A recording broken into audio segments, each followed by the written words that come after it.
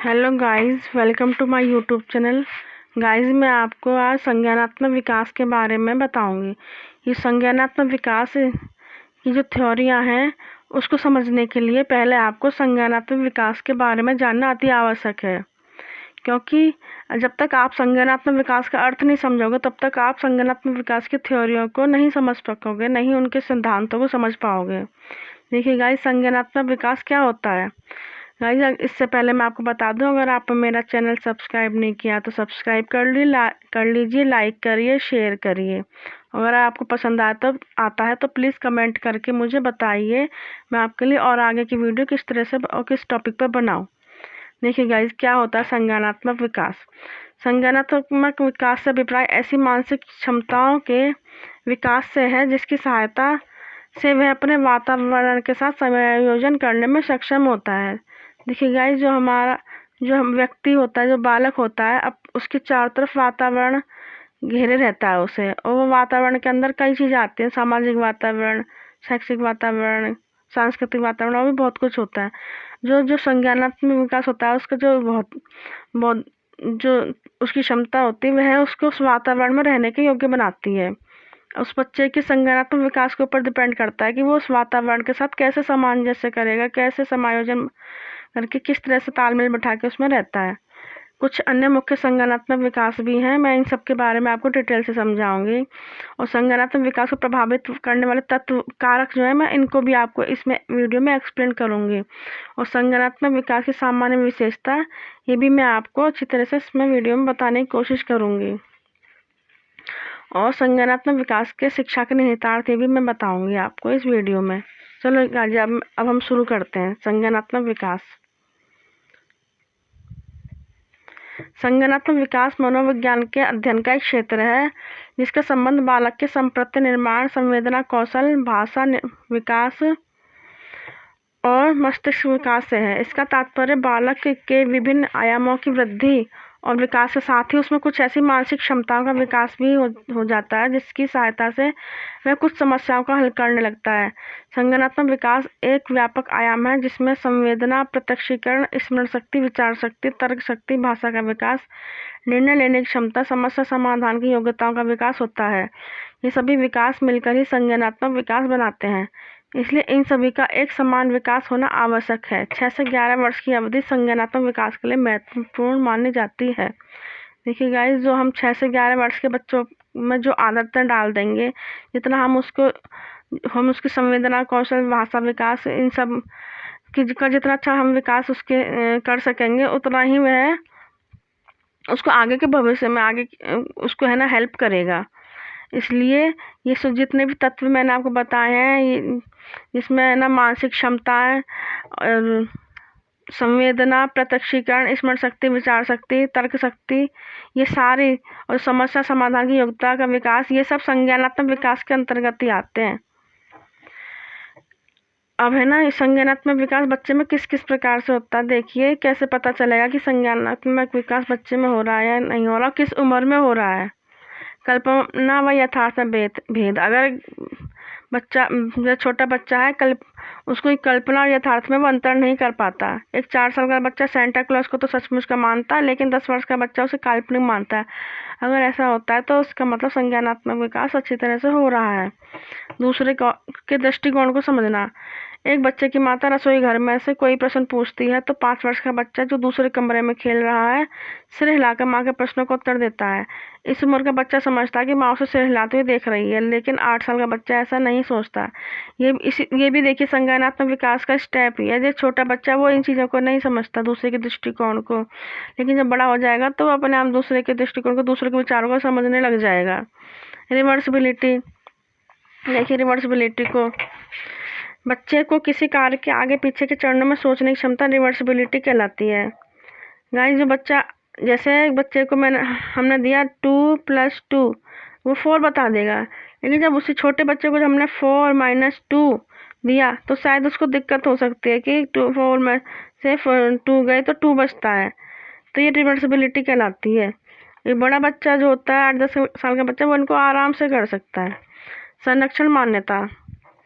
4-5 वर्ष का बच्चा कम ज़्यादा थोड़ा बहुत छोटा बड़ा इन सब में अंतर नहीं कर पाता, लेकिन जो 9-10 वर्ष का बच्चा होता है वह ठीक प्रकार से अंतर कर पाता है कि जैसे इसमें चीज़ ज़्यादा आ रही है छोटे बच्चे के अकॉर्डिंग और इसमें कम आ रही है। छोटा बच्चा सोचेगा इसमें ज़्यादा चीज़ आ रही है, इसमें कम आ रही है, लेकिन जो 10 वर्ष का बच्चा वो जानता है कि इनमें समान मात्रा में सामान वस्तु है। समय और गति। 9-10 का बच्चा जल्दी देर पहले बाद शब्दों को की समझ विकसित कर पाता, जबकि छोटा बच्चा इनको विकसित नहीं कर पाता ठीक प्रकार। अब इनको प्रभावित करने वाले कारक देखिए। पहला कारक है वंशानुक्रम। प्राय देखा जाता है कि प्रतिभाशाली माता पिता के बालक भी प्रतिभावान होते हैं। हाँ, ये बात बिल्कुल ठीक है।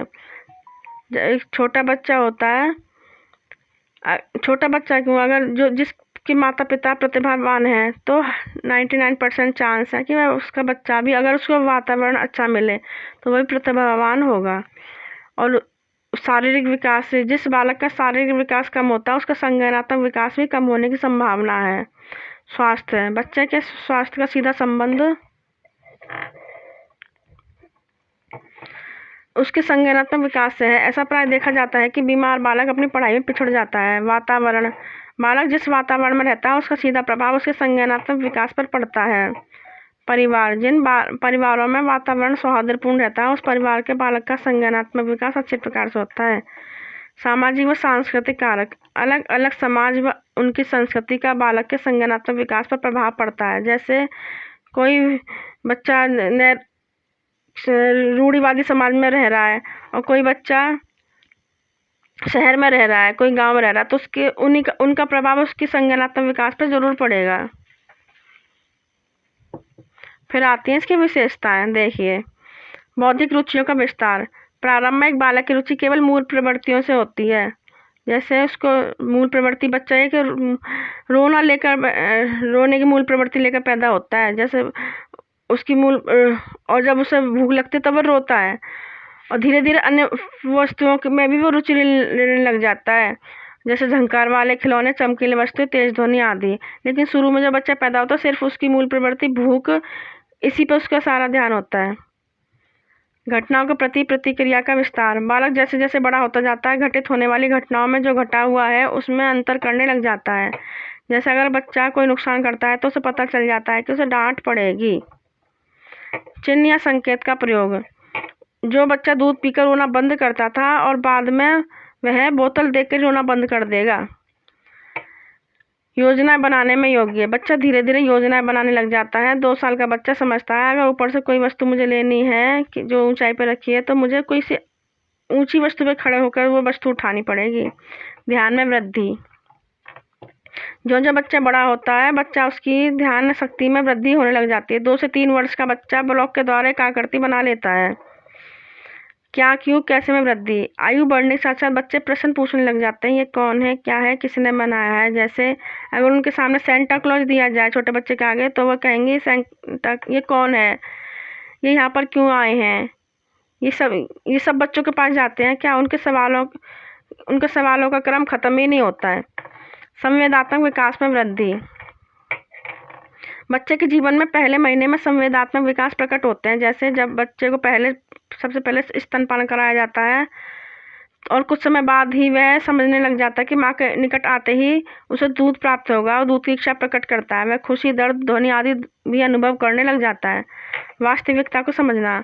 शुरू के दिनों में बालक अपनी काल्पनिक दुनिया में रहता है, परियों की, राजा रानी की कहानियां जो उसे सत्य प्रतीत होती हैं, किंतु जो बड़ा होता जाता है वह समझने लग जाता है कि वास्तविक दुनिया ही वास्तविक है।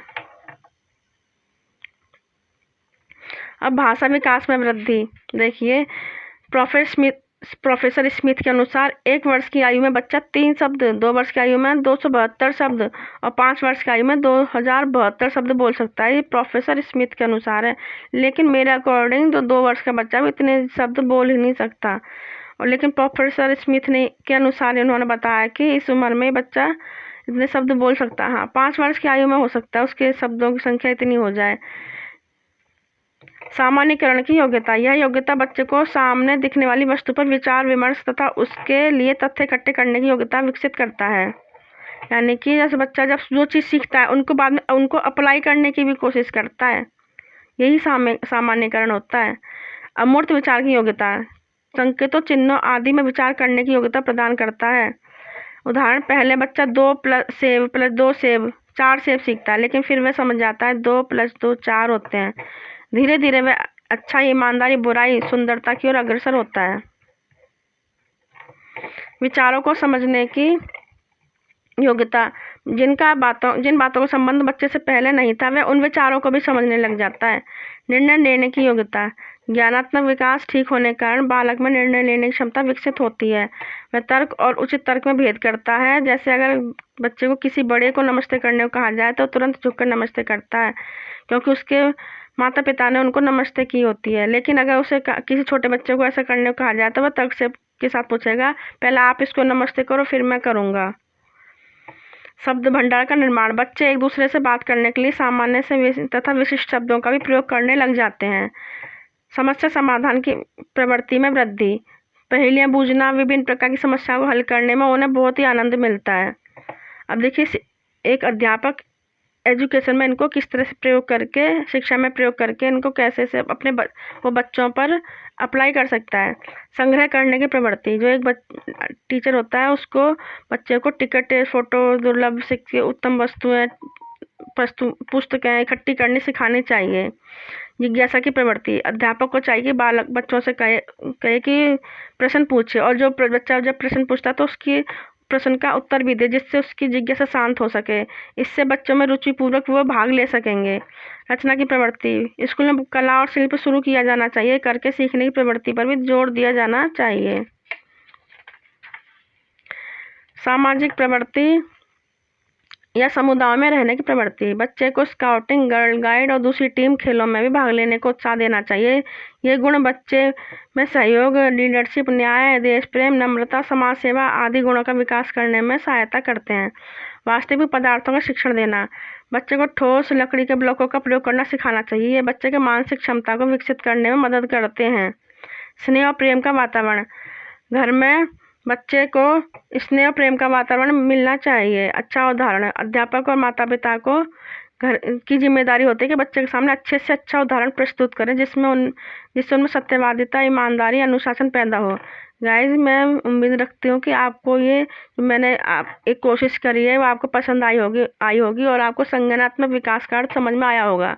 अगर आपको ये सब समझ में आया अच्छी तरह से और आपको मेरा पढ़ाने का तरीका अच्छा लगा है तो प्लीज़ कमेंट करके मुझे बताएं, जिससे मुझे और वीडियो बनाने में हेल्प हो। Thank you.